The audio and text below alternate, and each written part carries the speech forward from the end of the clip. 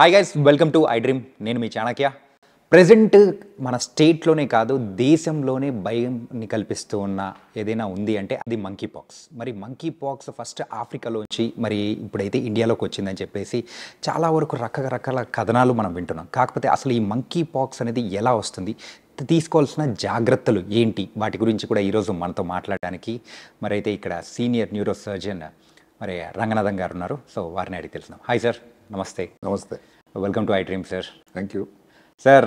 మరి monkey pox అసలు ఆ మంకీ పాక్స్ అనేది ఎలా వస్తుంది, అసలు వచ్చిన తర్వాత తీసుకోవాల్సిన జాగ్రత్తలు ఏంటి సార్? మొట్టమొదటి మీరు ఏదైతే చెప్పారో ఇండియాలోకి వచ్చింది అని ఈ రోజు వరకు ఒక్క కేసు కూడా ఇండియాలో రాలేదు, నమోదు కాలేదు. ఓకే. అయితే ప్రాబ్లం వల్ల ఏమిటంటే మొట్టమొదట మీరు చెప్పినట్టుగా ఎక్కడ ఆఫ్రికాలో ఉంది, central Africa, western Africa, Congo, Burkina Faso, కీన్యా.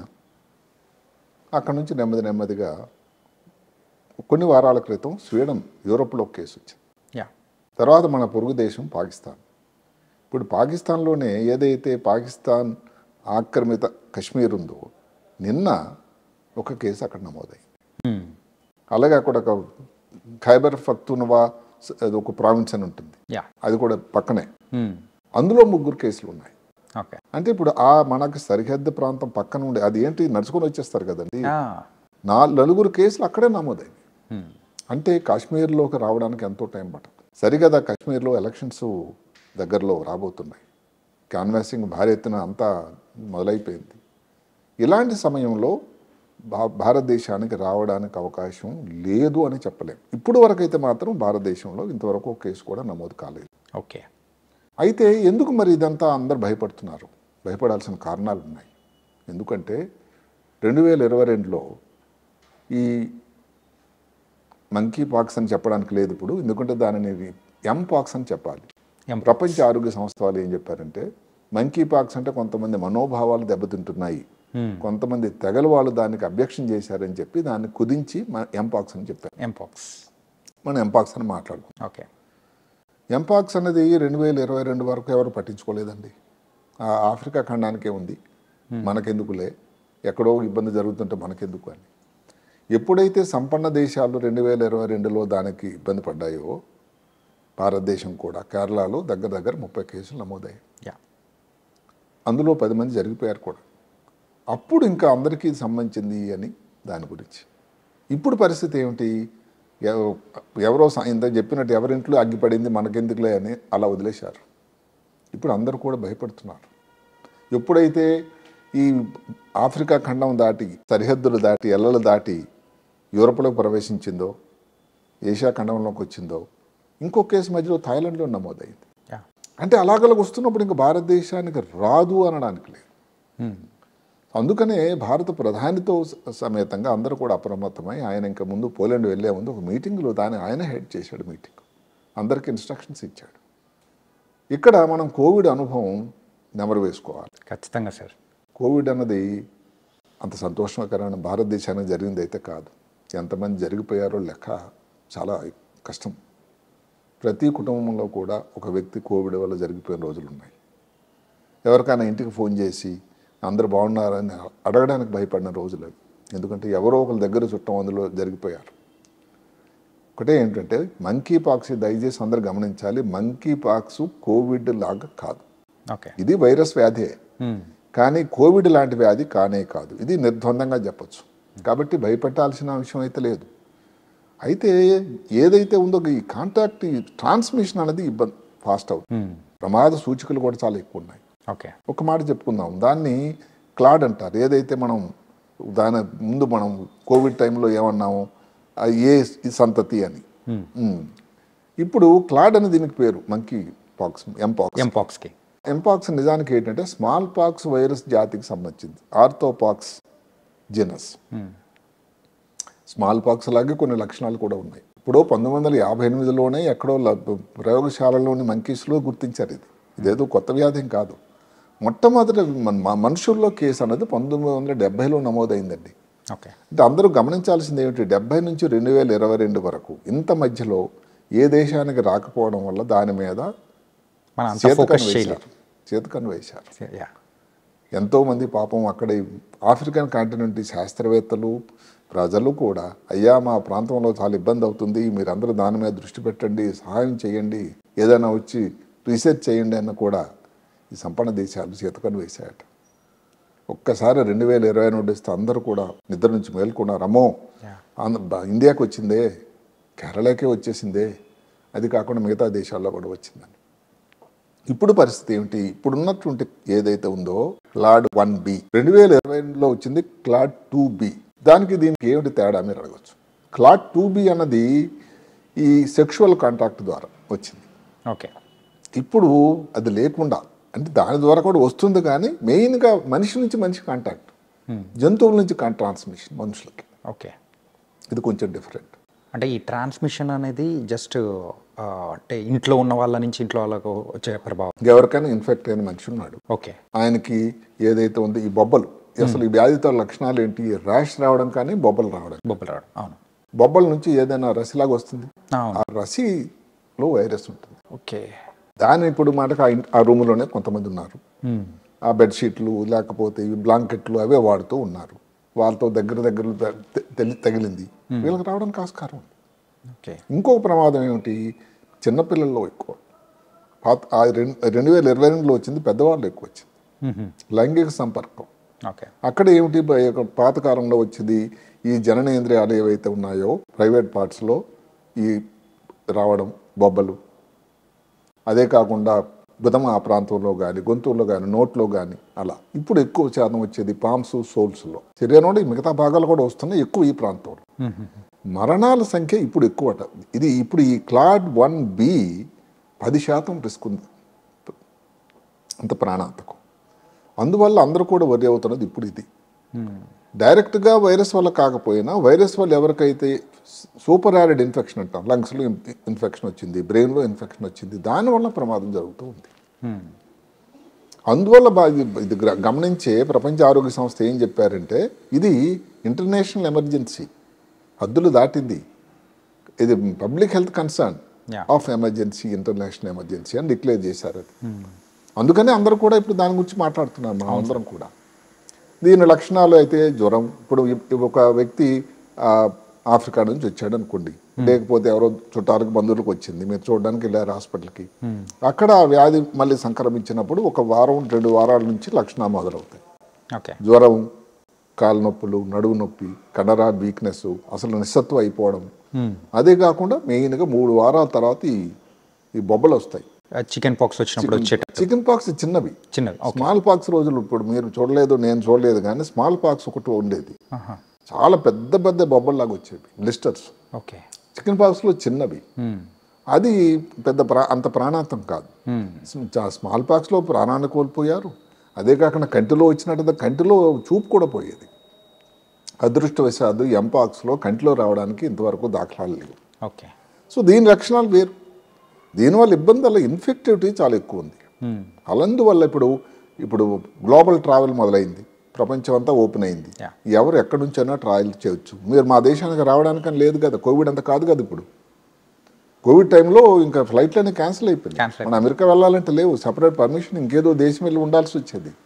ఇప్పుడు అలా కాదు, ఎవరో ట్రావెల్ చేస్తున్నాడు.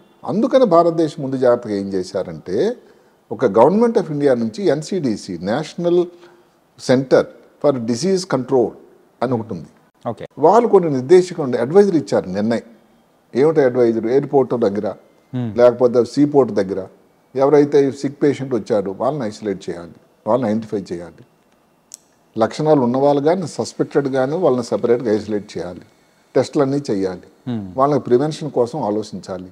అందరికీ కూడా ఆ చుట్టుపక్కల ప్రాంతాలకు అందరికీ ఇక్కడ కేసు వచ్చిందని అందరికీ నమోదు చేయాలి. అదే కాకుండా హాస్పిటల్ ఎక్కడెక్కడైతే ఉన్నారో ఇన్ఫెక్షన్ కంట్రోల్ మెజర్స్ తీసుకోవాలి అని ఇవన్నీ కూడా ఒక అడ్వైజర్ కూడా ఇచ్చారు.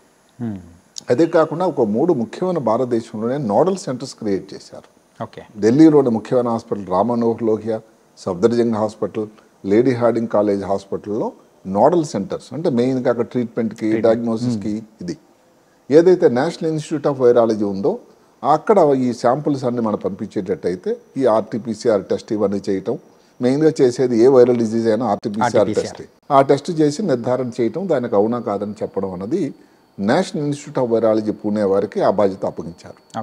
అక్కడితో ఆగకుండా 32 ల్యాబ్లు భారతదేశం అంతా నెలకొల్పారు. అంటే ఎంపాక్స్ని గుర్తించడానికి ఉపయోగపడే పరీక్షలు ఉండేటువంటి అన్ని సౌకర్యాలు. అదే కాకుండా ప్రతి రాష్ట్రంలో ప్రతి జిల్లా హెడ్ క్వార్టర్స్లో కూడా ఇలాంటి లక్షణాలు ఏదైతే మనం చెప్పుకున్నామో ఉండేటట్టయితే ఇది కావచ్చేమో అని గుర్తించి పక్కన ఉన్న పెద్ద కేంద్రానికి చెప్పాల్సినటువంటి బాధ్యత అక్కడ మెడికల్ ఆఫీసర్స్ కూడా ఉంది అని. ఓకే. సో ఇది భారతదేశం తీసుకున్నటువంటి ముందు జాగ్రత్తగా చర్యలు. ఇవన్నీ వింటూ ఉంటే మరొకసారి మనమైతే 2020లో వచ్చిన కోవిడ్ పరిస్థితులు మళ్ళీ వస్తాయేమో అని ఒక భయాన్ని కల్పిస్తున్నాయి అదే ప్రేక్షకులు. ఒకసారి భయం వచ్చిన తర్వాత జనం అంత ఈజీగా మర్చిపోలేరు. మర్చిపోరు సార్, అది ఒక పీడకల లాంటిది. ఎందుకంటే ఈ పర్సంటేజ్ ఆఫ్ డెత్ రేట్ చాలా ఎక్కువ ఉంది.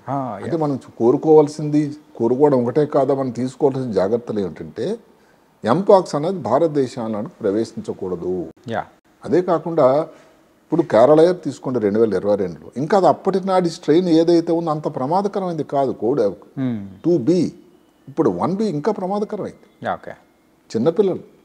చిన్నపిల్లలు ఇవన్నీ గుర్తించి చెప్పేసరికి ముందుకాలం కాస్త అయిపోతుంది.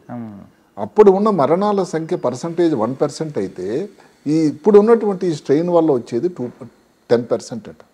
సరే, కొన్ని దగ్గర 5% అని అంటున్నారు, 5 నుంచి 10%. గ్రాడ్యువల్ ఇంక్రీజ్ కూడా చాలా పర్సెంటేజ్, అంటే చాలా ప్రమాదకరమైంది. ఓకే. అందువల్ల అందరికీ భయం వేసింది. అంటే వచ్చిన తర్వాత మళ్ళీ ఇప్పుడు ఏదో కోవిడ్ ఎక్స్పీరియన్స్ ఏదైతే వస్తుందా అయినా సరికి కోవిడ్ వచ్చేసింది. ఇప్పుడు ఆ ఎక్స్పీరియన్స్తో, ఆ అనుభవంతో భారతదేశానికి మంకీ పాక్స్ వచ్చినా కూడా అక్కడతో కట్టదిట్టం చేయాలి, మిగతా ప్రాంతాలకు స్ప్రెడ్ కాకూడదు, మన దాని వరకు రాలేదు కదా అనుకోని ఆలోచించడానికి లేదు, ముందు జాగ్రత్తగా నేను చర్యలు తీసుకోవాలని భారతదేశం సంక్రమించింది. ఇవన్నీ వింటుంటే మరొకసారి ఎమర్జెన్సీ కండిషన్స్ సో వచ్చేస్తున్నాయేమో అని కూడా అనిపిస్తుంది. లేదు, ఇది కూడా ప్రపంచ ఆరోగ్య సంస్థ వారు ఏం చెప్పారంటే మళ్ళీ లాక్డౌన్ ఇలాంటివి జరగడానికి ఆస్కారం లేవు అని చెప్పారు నిర్ద్వందంగా. ఓకే. ఎందుకు అంటే కేసుల సంఖ్య తక్కువ ఉంది. ఓకే. అంటే ఇప్పుడు ఇంకా మీరు ఆఫ్రికన్ కాంటినెంట్లోనే అంటే ఆ ఖండంలోనే స్టార్టింగ్ ఈ సంవత్సరం నుంచి దగ్గర 19,000 కేసులు నమోదైనాయి. 19,000 పైచులకు ఇంకా పెరుగుతూ ఉన్నాయి. కానీ మిగతా ప్రాంతంలో యూరోప్లో ఒక కేసు, ఇప్పుడు ఏషియా ఖండంలో మాటకి థాయిలాండ్ కూడా మీకు ఇంక్లూడ్ చేసుకుంటే ఇప్పుడు మిడిల్ ఈస్ట్ అది, అందులో ఒక కేసు, పాకిస్తాన్లో 4 కేసులు, ఇంతే. మనం భయపడాల్సింది ఏమిటంటే పాకిస్తాన్ మన మిత్రులు వాళ్ళలో కేసులు వచ్చినప్పుడు కాశ్మీరు లేదా మిగతా ఉత్తర భారతం అక్కడి నుంచి రావడానికి ఆస్కారం లేకపోలేదు. ఇది గుర్తించే భారత ప్రభుత్వం చాలా అప్రమత్తమై ఉంది. సార్, ఇలాంటివి వచ్చినప్పుడు మెయిన్గా ఎంపాక్స్ విషయంలో ఒకరి నుంచి ఒకరికి ట్రాన్స్మిషన్ అవ్వకుండా ఉండాలంటే కొన్ని జాగ్రత్తలు అనేది చెప్పారు. కాకపోతే ఆ హైజీన్ అండ్ శానిటైజేషన్ అంతే ముఖ్యం. అదే మన కోవిడ్ నాడు చేసినటువంటి హైజీన్ పద్ధతులే, చేతులు కడుక్కోవడం కానీ, గ్లౌస్ ధరించడం కానీ, మాస్క్ ధరించడం కానీ, సాధ్యమైనంత వరకు ఎవరైనా ఎంపాక్స్ వ్యాధితో ఉన్న వాళ్ళని పలకరించాలి, ఏమనుకుంటారో అనేది తగ్గించి మీరు దానికి హాస్పిటల్ విజిట్స్ అయితే తగ్గించాలి. ఒక అదృష్టం ఏమిటంటే ఎంపాక్స్ అనేది సెల్ఫ్ లిమిటింగ్ డిజీజ్. ఎలాగైతే వస్తుందో ఆ ప్రమాదం దాటిపోతే 4-5 వారాల్లో నెమ్మదిగా ఈ బొబ్బలు అనేది తగ్గిపోవడం, ప్రమాదం తగ్గిపోవడం కూడా జరుగుతూ ఉంది. ఈ లోపల ఈ ఇన్ఫెక్షన్ అంటే కొత్త చోట్లకు దాని ఇన్ఫెక్షన్, కొత్త ప్రాంతాల్లోని ఇన్ఫెక్షన్ ఆ విధే వ్యక్తికి రాకూడదని మనం కోరుకోవాలి. అండ్ కోవిడ్ విషయంలో వచ్చేటప్పటికి ఆ మాస్క్స్ యూజ్ చేయడం కానీ అలాంటివన్నీ మనం యూజ్ చేసాము. కాకపోతే ఈ ఎంపాక్స్ విషయం వచ్చేటప్పటికి మాత్రం కాంటాక్ట్ టు కాంటాక్ట్ ట్రాన్స్మిషన్ వల్ల వస్తుందంటారు. లేదు, ఇంకా అదే కాకుండా ఇప్పుడు కొంతమంది చెప్పడం దగ్గారు, తుమ్మారు, దానివల్ల కూడా రావచ్చు అని వచ్చే అవకాశం ఉంటుందా? అదే కాకుండా ఇప్పుడు ఎనిమల్ టు 2 రకాలు ఉందండి, మనిషికి ఎనిమల్ టు హ్యూమన్ బీయింగ్స్, జంతువుల నుంచి. ఓకే. అంటే ఇప్పుడు ఏమిటి, ఇప్పుడు రోజులు మారిపోయినాయి. జంతువులకి మనుషులకి మధ్యన ఉన్నటువంటి ఏదో ఒక ఇది ఉండేదో బ్యారియర్ ఇప్పుడు తగ్గిపోతుంది. అదేంటంటే ఇంట్లో వ్యక్తిలాగా అదే కాకుండా మీ చెట్లు నరికేస్తున్నారు, గ్రీనరీ తగ్గిపోయింది, ఎక్కడో జంతువులని ఎక్కడో అరణ్యాలు ఉండేవి ఇప్పుడు మరి ప్రాంతాల్లో పట్టణ ప్రాంతాలకు దాడి చేస్తున్నాయి. ఎక్కడైతే జనసాంద్రత ఉండే ప్రాంతాల్లో ఇది వచ్చిందంటే, ఉదాహరణకి కొంతమంది మంకీ తాలూకా ఏదైతే మాంసం కానీ లేకపోతే రోడెంట్ ఈ ఎలుకలు ఏదైతే పెద్ద పెద్ద ఎలుకలు ఉండో దాని తాలూకా మాంసం సేవిస్తారట. అది కానీ ఆ మాంసం సేవించినప్పుడు సరిగ్గా పూర్తిగా ఉడకకుండా సేవిస్తే వచ్చేదానికి ఆస్కారం. ఓకే. అదే కాకుండా ఇప్పుడు మంకీ కానీ ఎవరన్నా కరిచింది అనుకోండి, గీచేసింది, ఘాట్లు అయినాయి, దానివల్ల కూడా రావచ్చు. కాబట్టి ఈ ప్రమాదం కూడా పొంచి ఉంది. సో 2 దిశల్లో మన మీద దాడి జరుగుతూ ఉంది. కాబట్టి జాగ్రత్తలు అంటే ఏమిటంటే ఏదైతే ఉందో హ్యాండ్ వాషింగ్ కానీ మాస్క్ కానీ ఇంకొకటి ఏంటి ప్రెగ్నెన్సీ ఎవరైతే స్త్రీలు ఉన్నారో పిల్లలకు ఆ వ్యాధి వచ్చేదానికి ప్రమాదం ఉందట. అంటే ఇది కొత్త పుట్టబోయే పిల్లలకి. సో అది ఇంకా మనం చాలా జాగ్రత్తగా ఉండాలి. కానీ ఇవన్నీ వింటూ ఉంటే అంటే ప్రీవియస్గా మనం చూసిన కోవిడ్తో కంపేర్ చేసుకుంటే ఇది ఇంకా కొంచెం భయంకరంగా అంటే దీని తాలూకా ఉన్నట్టు. మోర్టాలిటీ ఎక్కువ ఉంది కదా. యా. అదృష్టం వల్ల ఏమిటంటే కేసుల సంఖ్య నమోదైనటువంటి ప్రపంచం అంతా కూడా తక్కువగా ఉన్నాయి, తక్కువ. లక్షల్లో కోట్లు లేవు. అదొక సంతోషకరం. ఇంకొకటి ఏమిటంటే వ్యాక్సిన్. వ్యాక్సిన్ ఇంతవరకు దీనికి ఇది వ్యాక్సిన్ అని లేదు. ఓకే. శాస్త్రజ్ఞులు అందరూ ఏం చెప్తున్నారంటే స్మాల్ పాక్స్ రోజుల్లో ఏదైతే వ్యాక్సిన్ ఇచ్చేవాళ్ళు, ఎందుకంటే భారతదేశం స్మాల్ పాక్స్ టోటల్గా దాన్ని నిర్మూలించేసింది. సో ఆ వ్యాక్సిన్ ఇంకా వాడవచ్చు అని చెప్తున్నారు. మంకీ పాక్స్ కోసం వ్యాక్సిన్ అంటూ లేదు. ఓకే. నిన్ననే సమాచారం ఏమిటంటే ఈ serum institute of India Pune వారు మంకీ పాక్స్ వ్యాక్సిన్ మేము తయారు చేస్తున్నాం అని చెప్పాడు ఆయన. యా. అయితే అది రావడానికి సంవత్సరం పడుతుందట. ప్రస్తుతానికైతే ఈ సీజన్కి అయితే వాడడానికి లేదు. ఓకే. కొన్ని మందులు ఉన్నాయి. టీకో విరామిట్ అని ఒక మందు ఉంది. ఆ మందు ఇచ్చినట్టయితే కొంత ఉపయోగకరంగా ఉంటుంది. అది వరకు ప్రయత్నించవచ్చు వచ్చేటట్టయితే. ఇంకొకటి అందరూ గమనించాల్సింది ఏమిటంటే ఇంకా వ్యాక్సిన్ పేరు ఉన్నాయి. LC16 అని, ఆర్థోపాక్స్ వ్యాక్ అని ఉన్నాయి వ్యాక్సిన్లు. ఇవి ఇప్పుడు కోవిడ్ టైంలో లాగా అందరికి ఇవ్వడానికి లేదు. అంతే కదా, అది మాస్ ఇనాక్యులేషన్ కోసం WHO నిరాకరించింది. ఓకే. అంటే ఉన్న ఒక ఉపయోగకరమైన దీని వ్యాక్సిన్ వాడేయడం అవుతుంది. అసలు అంతా రాకపోతే 2022లో వచ్చింది. 27 కేసులు 30 కేసులు కేరళ తర్వాత ఆగిపోయింది. మిగతా రాష్ట్రాలకు రాలేదుగా. సో ముందు జాగ్రత్తగా అంత గొప్ప అందులో తక్కువగా ఉంది, అసలు ఇంకా తయారీ కాలేదు. Mpox vaccine, small pox vaccine, chicken pox vaccine వాడి అది వాడిస్తే ఇప్పుడు ఎవరికి వచ్చింది అనుకోండి కేసు, అప్పుడు చుట్టుపక్కల వాళ్ళకి ముందు జాగ్రత్తగా ఇవ్వడం వేరు. ప్రతి వాళ్ళు తీసుకోవడం అనడానికి మాత్రం ప్రపంచ ఆరోగ్య సంస్థ నిర్బంధంగా చెప్పింది వాడకూడదు అని. ఓకే సార్, ఈ మంకీ పాక్స్ అంటే ఎలాంటి సందర్భాల్లో వస్తుంటుంది? మెయిన్గా అయితే ఎలాంటి వాతావరణంలో ఇది ఎక్కువ ఎఫెక్ట్ అయ్యే అవకాశాలు ఉంటాయంటారు?